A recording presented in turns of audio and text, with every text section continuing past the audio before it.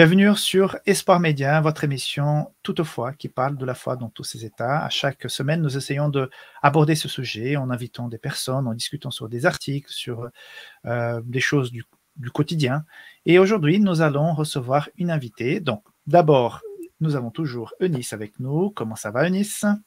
Ça va, un petit peu malade, mais ça va. Ok, tu te remets gentiment, hein? Oui. Et notre invitée aujourd'hui, c'est Gabi. Comment ça va, Gabi? Bien, je vais bien.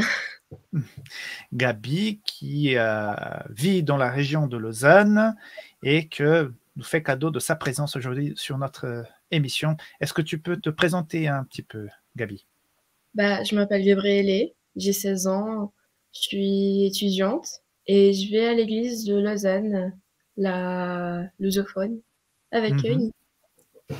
Voilà, voilà. Donc, tu es d'origine brésilienne alors? Bien sûr. Oh, bien sûr, bien sûr. Fierté. Fierté, oui, bien. Il y a quelque temps, mes amis, nous avons publié sur Adventist Magazine, quelque temps, ça déjà 5-6 ans en arrière, on a publié un article qui s'intitule « Pourquoi nos adolescents quittent-ils l'Église ?» C'était Pierrick Avelin qui avait rédigé cet article basé sur une enquête d'un monsieur qui s'appelle Roger Dudley qui a expliqué que pendant X années, je crois que 10 ans, il a suivi 1500 adolescents dont 700 et quelques ont, après 10 ans, répondu tous les questionnaires qui étaient envoyés chaque année. Il en déduit de ce questionnaire plein de choses intéressantes. Il va parler des choses qui peuvent faire en sorte que les jeunes quittent l'Église. Et puis, il parle aussi des personnes qui influencent le plus les adolescents. Voilà, et c'est un article assez intéressant. Je vous invite à le voir. Je vais mettre en bas de cette vidéo le lien pour l'interview que je fais de Pierrick par rapport à cet article et l'article lui-même. Donc, vous pouvez le lire. Nice, à l'époque, tu avais même fait un graphisme qui expliquait un petit peu les influences des adolescents, quelles sont les personnes qui influencent le plus les adolescents. Et on était étonnés de voir que tout d'abord, c'était la mère, le père, en troisième, les grands-parents, les amis, et c'est seulement en 5e place qu'il y avait le pasteur et 6e place, l'animateur. Tu te souviens de ce graphisme? Désolée, Rickson, pour tous les pasteurs. Mais c'est en même temps un peu logique que c'est ce qu'on, en tant que j'ai déjà été animatrice, d'ailleurs je suis animatrice pour les adolescents, ce qu'on dit tout le temps, c'est que c'est les parents qui font le premier travail. Nous, on vient soutenir ce qui se passe à l'église, c'est un soutien de ce qui se passe à la maison. Donc c'est évident que ce sont les parents, la mère, et par contre, voilà, c'est la mère qui est ressortie en premier quand même. Je ne sais pas si c'est parce que la mère est plus à la maison, plus en contact avec les enfants que le père, je ne sais pas. Mais en tout cas, voilà, c'est la famille proche avec qui on vit tous les jours qui a la plus grande influence sur nos enfants. Je sais qu'il y a des parents qui aiment bien rejeter la faute sur l'Église si leurs enfants quittent l'Église, mais c'est la faute à personne, entre guillemets. Mais il n'empêche que l'influence, c'est dans la famille, c'est dans la maison. Et il était question dans cet article de l'Église idéale. Et là, il était décrit comme étant une Église idéale, une Église qui soit amicale et attentive, où il y a une spiritualité profonde, qui se vit comme une famille, hein, une église où on se sent en famille, une église qui soit impliquée dans la société et dans la mission, qu'il y ait un climat de réflexion dans l'église et que le culte soit enrichissant et qu'il y ait aussi de la diversité et un point très important, qu'il y ait de la jeunesse qui soit impliquée dans la communauté. Donc, c'est un peu les conclusions que cette enquête est arrivée. Ce qui est intéressant, c'est que, pardon, je te coupe, mais ce qui est intéressant, c'est que dans cet article, ce qu'on voit, c'est pas tant les doctrines qui sont remises en question. Pour certains, oui, mais pas tant que ça. Ça va plutôt être le relationnel que les jeunes ou les gens, peut-être en général, ressentent en manque dans l'Église. C'est plus focalisé sur le relationnel que sur les doctrines en soi. Après, je sais pas, on peut demander peut-être à Gabi après, mais ce qui ressort de cet article, c'est ça.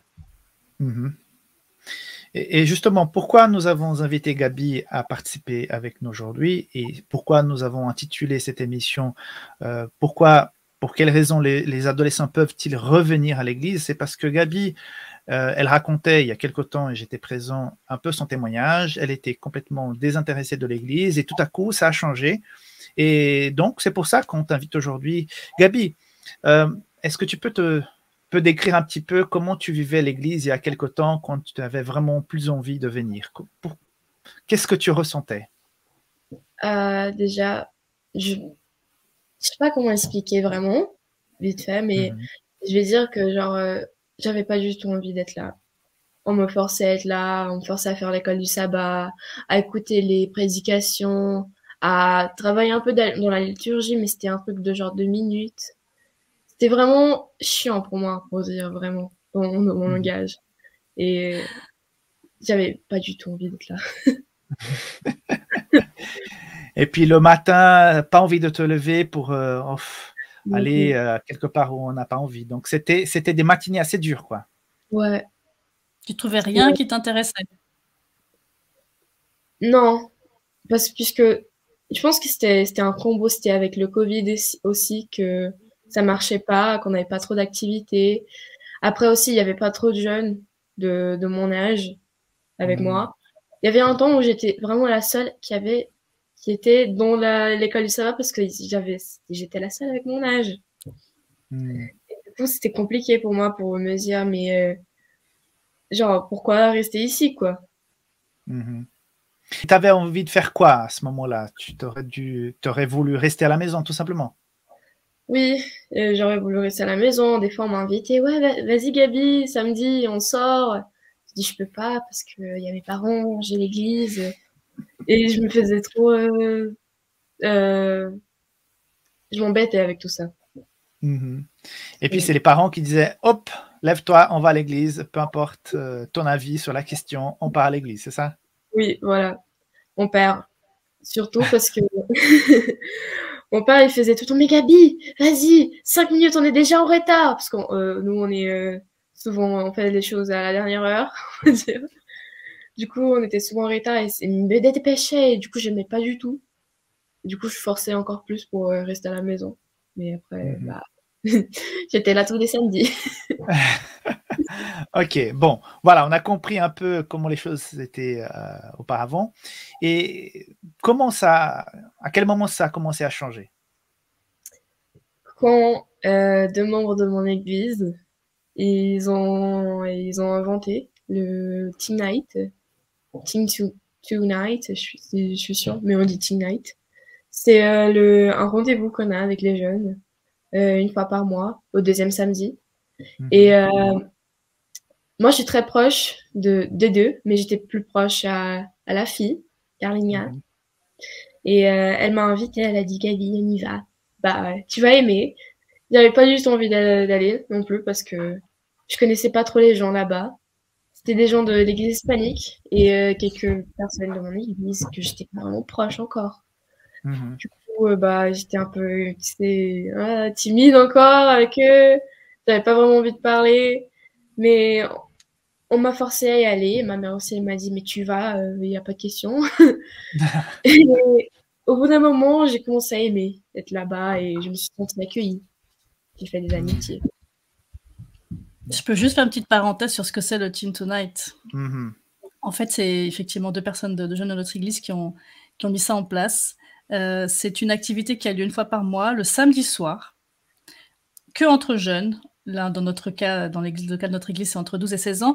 Et on fait des activités, oui, spirituelles, c'est-à-dire qu'on a toujours une méditation, un sujet de réflexion qui est en rapport avec la Bible. Et on fait d'autres choses aussi, plus sociales, plus ludiques, plus des jeux, des soirées, des sorties. Le but vraiment premier de ce rendez-vous, c'est de créer des liens entre les jeunes. Mhm.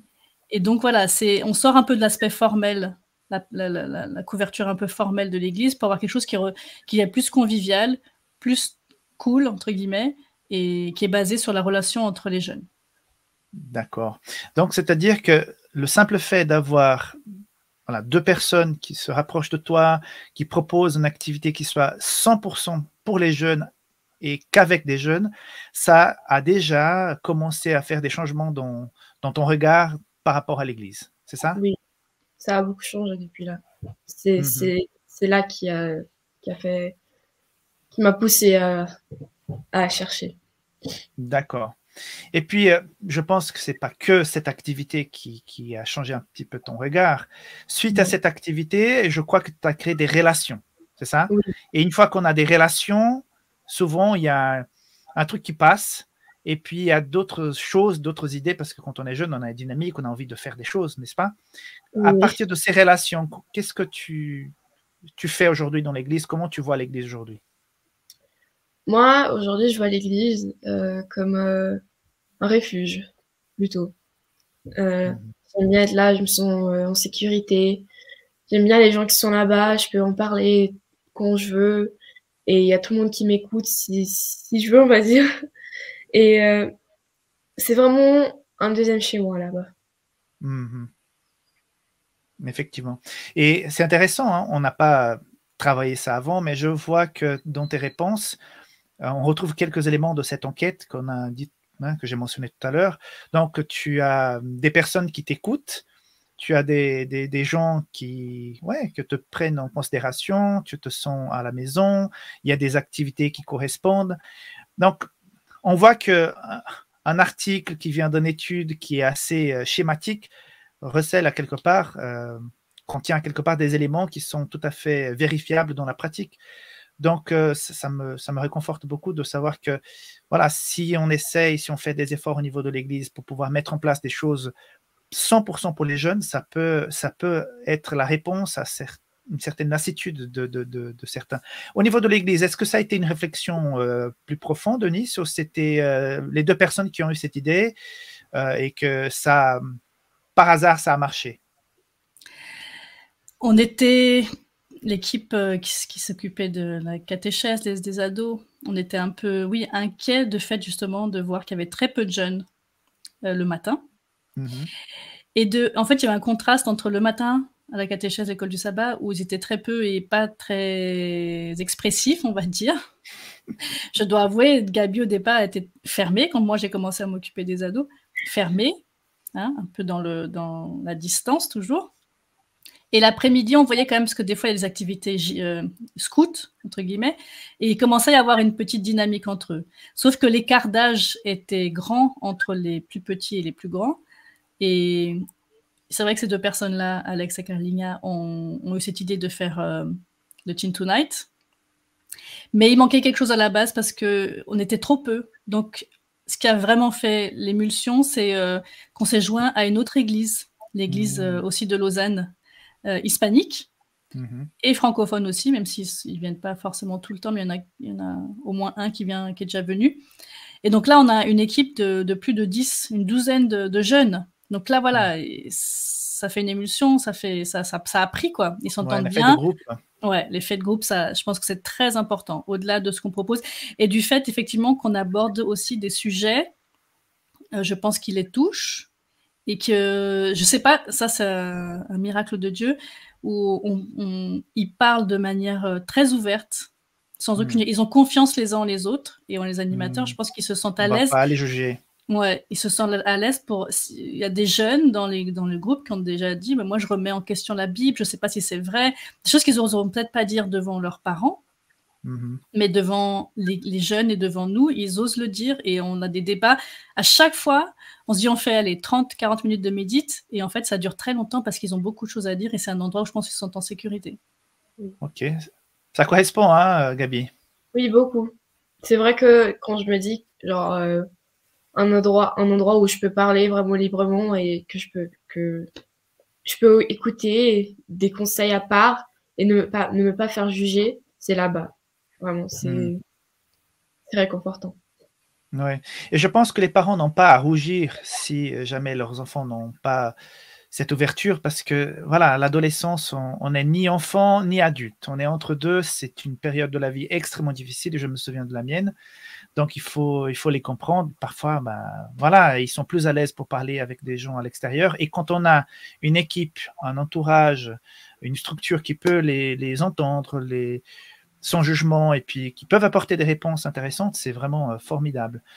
Voilà, peut-être pour ceux qui nous écoutent, nous regardent, des églises qui sont là avec des jeunes, ils ne savent pas trop quoi faire, peut-être se regrouper, organiser quelque chose. Et puis, si j'ai bien compris, vous dormez carrément à l'église, vous passez la nuit, hein, c'est ça? Ça arrive, ça arrive. Mais je pense qu'il y a un point important, vraiment, c'est de faire en décalé par rapport aux activités de l'église. On fait le samedi soir. On sait que le samedi soir, pour les jeunes, c'est un moment clé dans la semaine. Les jeunes aiment bien sortir, aller faire la fête. Donc là, on fait la fête un peu différemment. On fait des jeux, on fait des voilà, on va faire une fête en décembre, ça sera une fête vraiment déguisée, tout ça.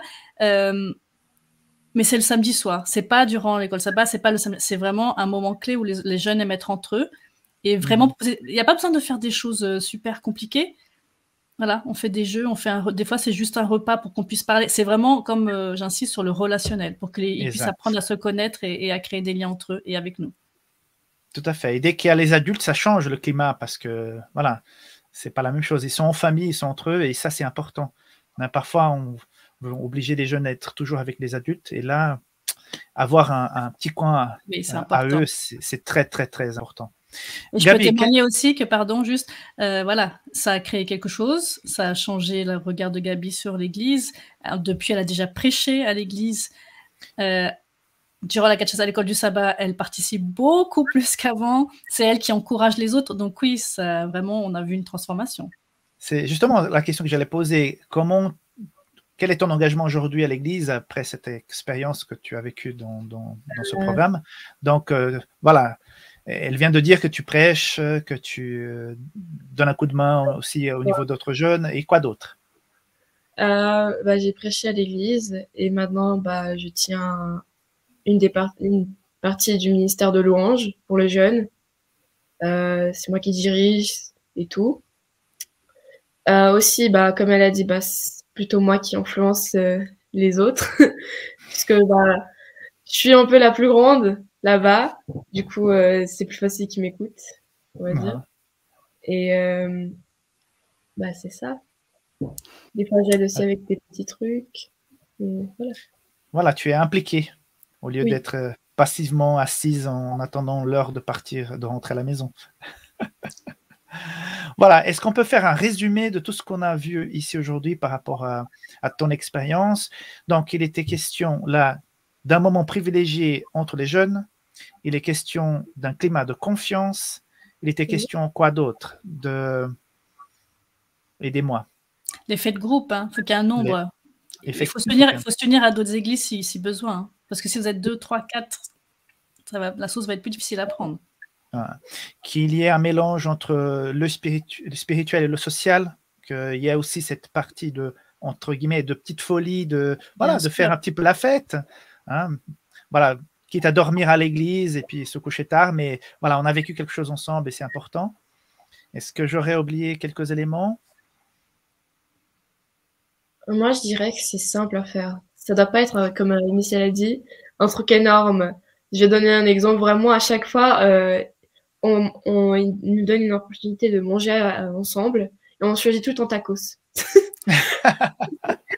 c'est moins cher à prendre et aussi on aime tous. C'est bon. Voilà. Avec ça. Okay, tout ça. C'est marrant parce que même moi, par exemple, qui suis animatrice adulte, la première fois que j'ai participé à ce Teen Tonight, j'étais un peu, voilà, je connaissais pas les jeunes de l'Église hispanique, et on a fait toute l'activité, on a parlé, c'était sympa. Mais le moment où je me suis rapprochée des jeunes, où j'ai vraiment appris à les connaître, où on a rigolé, où un petit groupe de filles s'est confié, c'est durant le repas. Donc voilà, c'est mangeons de tacos quand on fait l'activité pour les jeunes. En plus, ça ne dit pas de couvert, c'est très bien. Ouais. Il n'y a pas besoin de faire la vaisselle. Ça, tu es Maoni, c'est pas de vaisselle. Hein. Exactement. Bon, très bien, c'était très sympa. Je pense que c'est tout simple ce que nous avons fait, cette discussion. La lecture de l'article, de la vidéo d'interview de Pierrick, notre discussion, je pense que ça peut donner des clés à certaines églises, certaines personnes qui réfléchissent par rapport aux jeunes. Donc, ouvrons un emplacement, un endroit, un temps dans la semaine pour les jeunes dans nos églises pour pouvoir les aider à affronter, à passer cette période assez difficile de l'adolescence. Donc, merci les filles de votre présence. Merci à tous ceux qui nous regardent. N'oubliez pas de soutenir notre ministère Espoir Média. Vous pouvez le faire si vous êtes en Suisse par tweet ou bien par un virement bancaire si vous êtes à l'étranger, ici en bas avec l'IBAN. Ça va nous aider dans la production. Nous avons beaucoup de choses dans les cartons et au fur et à mesure qu'on reçoit des dons, on peut les faire avancer. D'ailleurs, je voudrais vous dire qu'il y a un projet qui se fait actuellement justement avec Gabi, parce qu'elle est une excellente dessinatrice. Et voilà, qui a une émission qui raconte des histoires de la Bible avec ses dessins qui va bientôt voir le jour à Espoir Média. Donc, merci beaucoup les filles. Bonne journée. Bye bye. Ciao, ciao. Ciao, ciao.